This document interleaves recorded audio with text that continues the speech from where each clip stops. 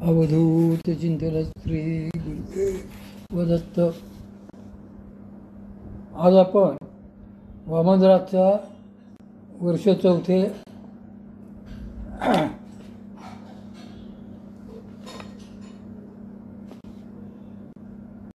अंक पहिला म्हणजे 13वा अंक अतिशय आणि ज्ञानदैवाप्रमाणे आत्मा हा निदान हे पाहतो. याप्रमाणे या सहाही दोषांची लक्षणे सांगितली.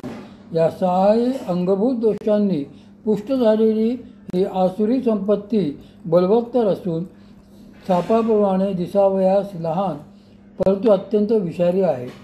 प्रलयाग्नी, वडवाग्नी आणि विद्युदग्नी हे दिसायला तीनच जण, पण पंक्तीला जेवायला बसले तर सर्व विश्वही प्राणाहुतीला देखील पुरत नाही.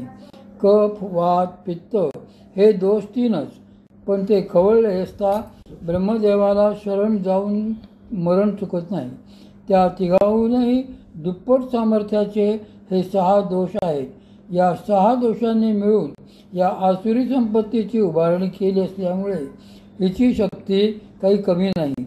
एकाच राशीला क्रूर ग्रहांचा मेळावा व्हावा किंवा निंदकाच्या घरी सर्व पातके जमावी, मृत्यूसमयी शरीरात सर्व रोगांनी जोर करावा, कुमुहूर्तावर सर्व वाईट योग यावे, विश्वास टाकल्यामुळे चोरांना आयतेच फावावे किंवा थकलेल्या भागलेल्याने महापुरात सापडावे, त्याप्रमाणे हे 6ही दोष मनुष्याचे अकल्याण करतात.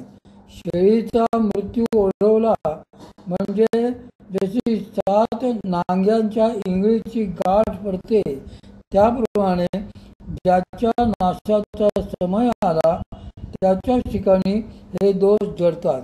मोक्षाच्या मार्गावर शिंतोडा पडून तो त्याला अंतरतो आणि सुटकेचा मार्ग न सापडल्यामुळे संसाराच्या गर्तेत बुडून राहतो.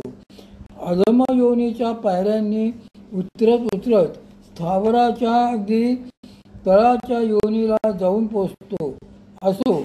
अशा रीतीने हे 6ही दोष एकत्र जमून ही आसुरी संपत्ती वाढवीत असतात. याप्रमाणे जगात चालत आलेल्या दोन्ही संपत्तीची लक्षणे सांगितली.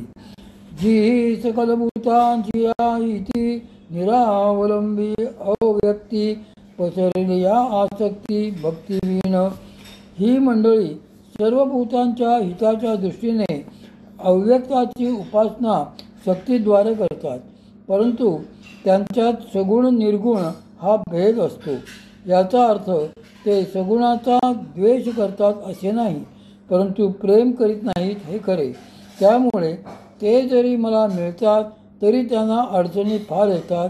हे कसे हे माऊली पुढच्या ओवीत स्पष्ट करतात. तया महेंद्रादी पदे करीताती वाट पथे आणि रिद्धी सिद्धीची द्वंद्वे पडोनी ठाती. असे हे शक्तीची उपासना करणारे भक्तिहीन उपासना करीत असल्यामुळे त्यांना इंद्रादी देवता रिद्धी सिद्धीद्वारा मोक्ष मार्गात वाटोवधे येतात. हे जणू वाटेत वध करणारे दरोडेखोरच होत व हे वाटेतले दरोडेखोर भेटल्यावर होईल तशी त्यांची अवस्था होते. ही अवस्था जे आमचे भक्त आहेत त्यांची होत नाही, कारण त्यास परमभक्ती असे म्हटले नाही, तर आम्ही आपली परमभक्ती असे भगवंत सांगतात. याचा अर्थच आपणाकडे परंपरेने आलेली शिवशक्ती यांचा वारसा लक्षात घेऊन चालत आलेली श्री गुरु परंपरा व त्यातून झालेला शक्ती संक्रमणाचा उपाय आपण प्रेमयुक्त अंतःकरणाने केल्याचाच उपयोग होतो. तसेच जो कर्म, उपासना व ज्ञान या त्रयींच्या प्रेमाने अंगीकार करून जगतो तोच खरा भक्त होय. म्हणजे ही भक्ती ज्यांना नाही ते पतित असून शिवाय अभक्त या कोटीत गणले जातात, कारण ते श्रीहरीला भजत नाहीत याचा स्पष्ट अर्थ माऊलींनी फारच बहारीचं सांगितलेला आहे. म्हणून शास्त्री जो हे उचित संप्रदाय आहे, तो एक आता बहुवे आदरेसी.